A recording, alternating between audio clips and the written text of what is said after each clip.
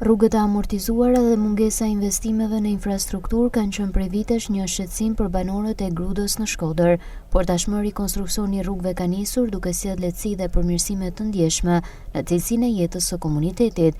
Investimi i Bashkisë Shkodrës gjet problemet e vjetra me baltën gjatë dimrit dhe pluhurin gjatë verës, të cilat e bënin të vështirë lëvizjen e banorëve. Kjo ka shumë vite pa investuar, ka 8 vjet si vit për imigracionit.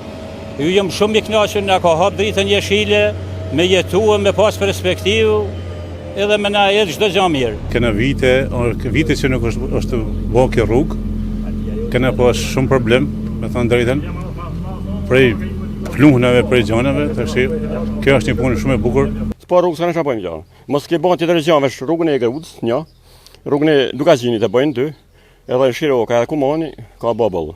Tash 40 a 50 s'ka bë kush që ka bë Benedici. Janë lak ton komsh, në për grupa ton kena nesh makinën, jena rrzu pe grupave me bicikleta, me motora.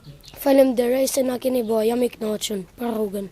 Ka 30 e sa vjet që s'kam nuk dorëm këtë rrugë, as në qendër Grudës me të thënë drejtën. Falenderojmë Benedicin.